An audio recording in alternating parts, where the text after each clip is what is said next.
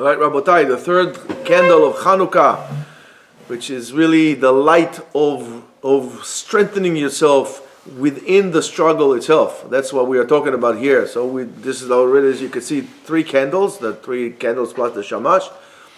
Now, this is not already a starting point. We are already in the middle of something. It's not a starting point, but it's not yet perfect. It's not complete yet. And this, the 3 candles, symbolizes the process or the stage of transition, going from one place to another. And the transition always, we know, transition time is always a very crucial point, because this is usually where we are most vulnerable. If, for example, if you are standing, I can try to push you, but if you're standing strong, I can't. And if you already made the step, you're already landing, you're also strong. However, when you are transitioning from one place, one spot to another, that's when you're most vulnerable. So this is a very important time. Today is a very important time. It's a place where the light is already being seen, but the darkness is still stubborn enough to linger around. So this is a very important point. Chazal tells us that the Assyrians, the Greeks, did not want to destroy the body of Am Yisrael, but really to turn off the Jewish soul, the Jewish identity, to make them forget the Torah and to make them stop keeping the mitzvot, keeping the commandments. And as it was a struggle not on existence, but rather a struggle on meaning. The first candle, which is the actual essence of lighting, that's where we light, that's the first candle, right? It has to go with internal decision. I'm going to light the candle. I'm going to turn the light on. So that's the internal decision. So I'm lighting it. The second candle, that's already showing a certain sense of commitment, of like, I'm doing this. In other words, I'm not only did it yesterday, I'm also doing it today. So that shows you that kind of commitment to the process. However, the third candle, this is already where the true struggle starts. Specifically on the third candle, the internal question comes, is the light inside of me strong enough to shine, to light, also when there is a resistance, right? People feel, for example, when people make teshuvah, they have a certain light. Oh, I want to make teshuvah. That's the first candle. I'm going to start putting tefillin, going like this. So it goes 1 day, 2 days. Wait a minute. On the third day, I'm going to keep on going. I'm not quite sure I'm going to go. People are going to start making fun of me. Oh, why are you wearing this thing on your head? Why are you going like this? Why you became crazy? The resistance on the third candle already starts. And this is very important we have to see. In Kabbalah, the number 3 represents what we call Tiferet, right? Which is the glory inside. The balance point between Chesed and Gevurah. Between kindness and might. So the balance point. And the balance point is right there in the middle. It's very, very important. And that's why it's very difficult for many people to be balanced. People can go to extreme this way or extreme that way. One time somebody told me, he said, you should know that in a way, there's no difference if you're extremely religious or extremely secular. Both of them are extreme. At the end, they always go like this. They can meet. You're going to go so extreme to the right, you're going to become left. You're going to go so extreme to the left, you're going to become right. The balance, the be in the middle, that point, which is a hairline, that's the most difficult thing to be. That's the most difficult place to be. So we are saying not only love and not only war, but internal truth. We have to reach this point of internal truth inside of us. So the Greeks represented, or the Greek world, not the Greeks, that part of the philosophy represented a wisdom that is really completely disconnected from its root, from its spiritual root. So the Maccabees said, no, that's not going to be. The Maccabees said, we need to have some balance. The Greeks wanted knowledge. The Greek wanted knowledge without holiness. They wanted beauty without soul. The Jewish answer was no. This is not going to be like this. The Jewish answer was, we're not escaping from the world, but rather we're putting the light into reality. We're putting light into darkness. The Maccabees did not say the world is bad. They said the world is waiting to put the light on. We are those who are going to turn the light on to the world. And let's come and bring this inside of us. Let's try to do so. There is a reality. The Maccabees says we're going to bring the light into the reality. And that's what they try to do.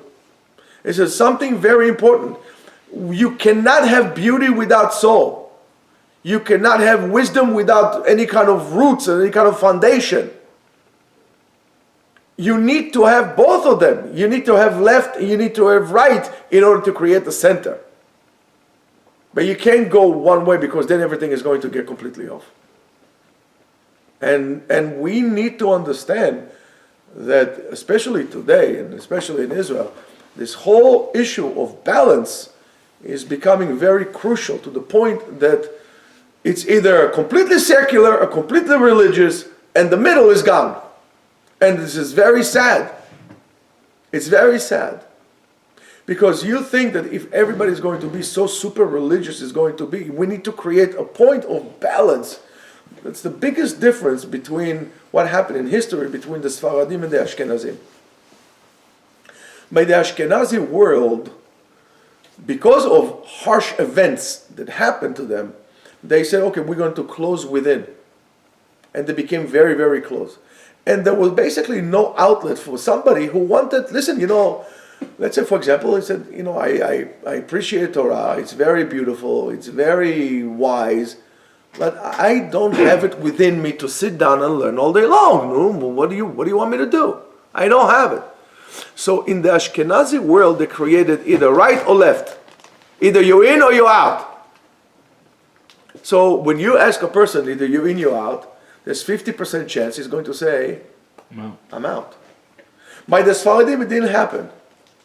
They allowed this balance point.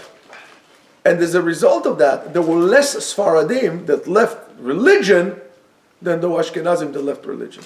And even if a Jew, already a Sephardi Jew, left or stopped keeping, he still have tremendous respect to that. And he had tremendous, appreciation to that. I remember stories when people told me there were people when my parents lived in Turkey that they, it was very hard and they left. But for example, they would never smoke a cigarette on Shabbat in the Jewish neighborhood. They need to smoke a cigarette, they would walk out of the neighborhood to smoke cigarette there. We need to create this balance. We need to create balance. And it is, I feel, our job to create balance. The balance brings everything together through this combination of Chesed and Gevurah. When it funnels into Tiferet, that becomes glory. Tiferet is glory. Then from that, all the Shefa can go down and all the other places. But when it's stagnant, when your spiritual veins and arteries are clogged, it's dangerous.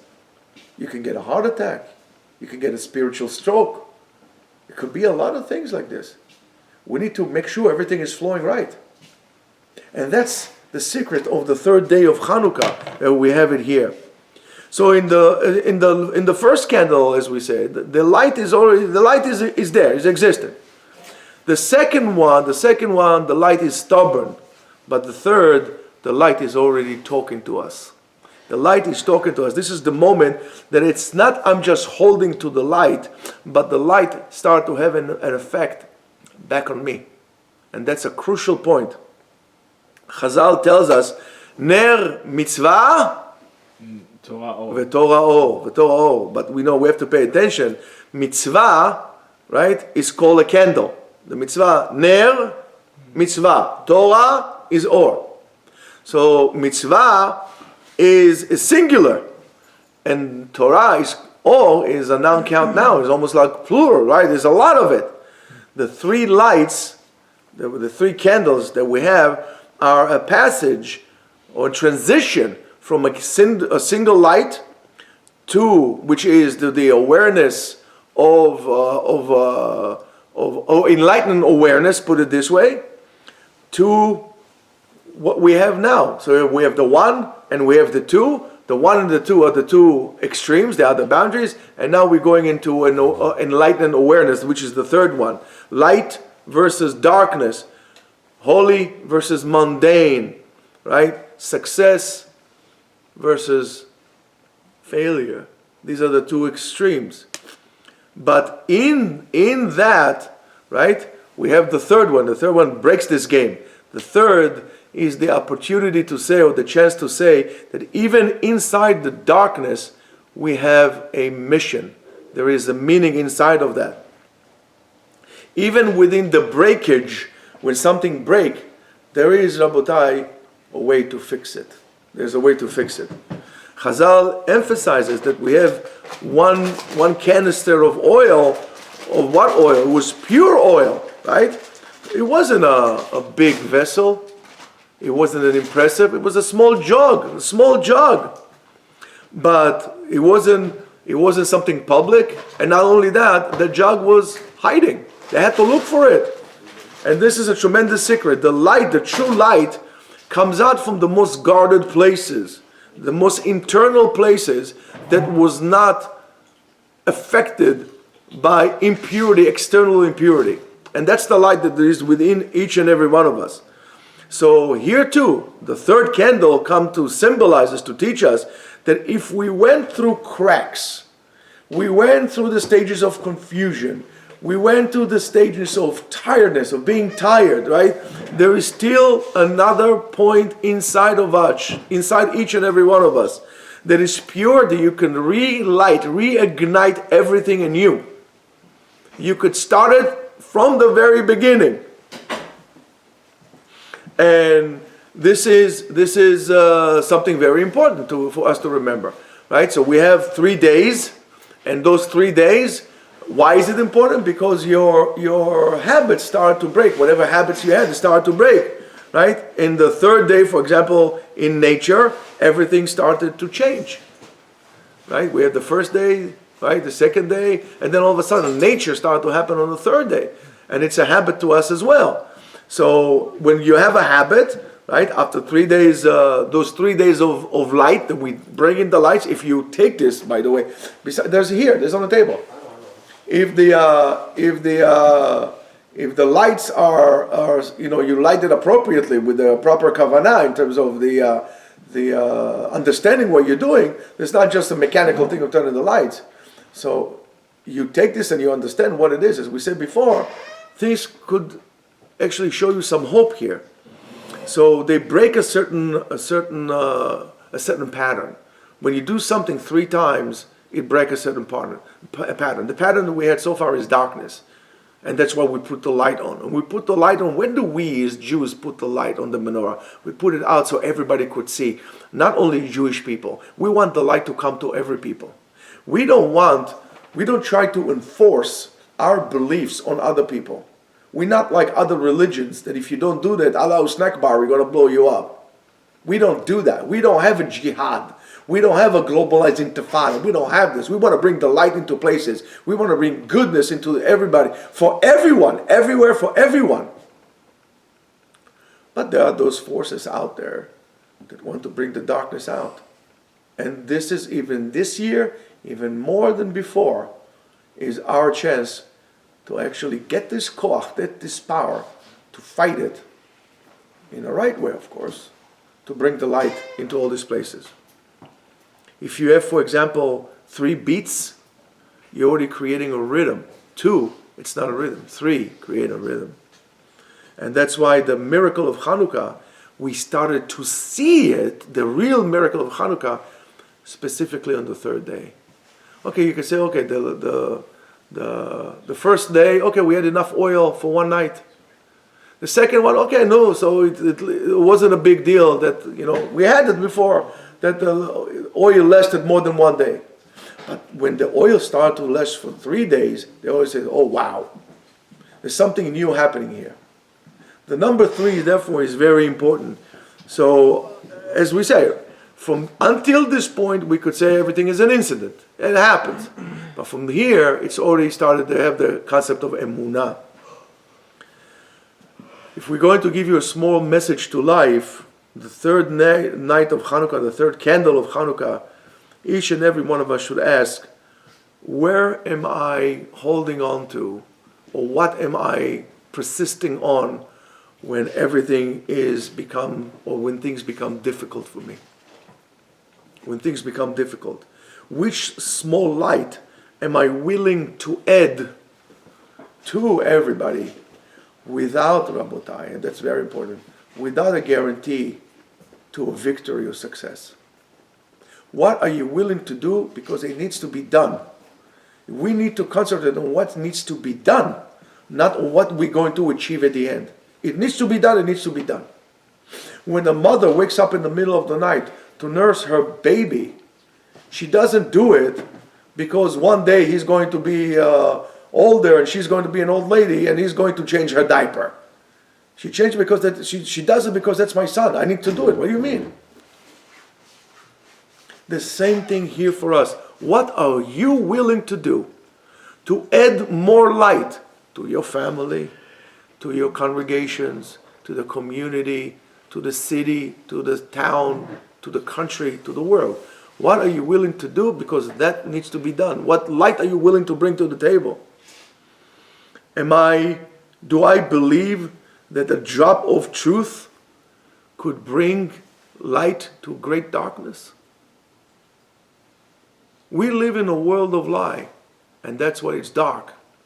The truth lights, and for whatever reason, we always run away from the truth. If you want harmony in your life, you have to introduce the truth into your life. Because every time you lie, whether it's to yourself or to others, you create a place of disharmony within yourself. We need to bring the truth back into life. So is this what we're trying to do? And we know that there is God out there. We know it, regardless of what everybody says. But are we willing to speak it? Are we willing to act it? Well, here comes the third night, and you're already putting a tremendous menorah out in your window. That's a very good thing for us to do. Chanukah is not a miracle of a individual once in a lifetime, miracle, one time, one hit wonder or something like that. No, it's not. But rather, the miracle is, it's a daily courage to bring on the light. It's a miracle that every day we try to do so. When we try, that's a true miracle which comes to be magnified during Chanukah, and especially during the third night, because this is the light, as we said, is already there. Until now, we held the light. Right now, the light is giving us a message back. The light is talking to us back again. So, of course, what is it? What is a small truth that is inside of me? Even if it's truth, today I'm willing not to give up on. What is that I know is the truth and I'm not willing to give up on, and to do so without any clapping hands, without standing ovation, without everybody saying to you, "Oh wow, you're the best for doing that." What am I willing to do? Again, because it needs to be done, even if nobody would say thank you to me. This is how I get the internal balance inside of me when I'm putting meaning to my actions, when I actually see that I'm not walking in darkness, I'm walking in the light of Hashem. So these are questions that we all need to ask ourselves. We're not looking for a revolution. Viva la revolution, right? We're not going to sing the International, right? We're not going to sing this. That's not what we're looking to sing. We're not even looking for victory. But on the third night, and from the third night on, we're looking for one thing. We're looking for loyalty. We are looking for loyalty. We're looking for the light. And loyalty is something that is very hard to get. But today is the day we're going to start. Today, right now, is the day we're going to start. And how about the light? How about the light? Well, the light is going to do already what it needs to do. Don't worry about it. And I really hope that b'schut, the candles that we light every day, but especially from today and on, that we are not only just going to see the light, but rather we're going to be those who add on the light. A little bit from the light rejects a big darkness, and a small candle can light a whole entire heart. So I really hope that Am Yisrael will find it within itself to be strong, to be loyal, to bring the light to themselves and to everywhere they are around them. That's why Jews are all over the world, to bring the light to the place. And when people fight against Jews, whatever they call it an anti-Zionist and so on and so forth. They call it anti-Semitic. Call it whatever you want. This is not about the Jews. It's the fight of light against darkness, to bring light, and this is our job.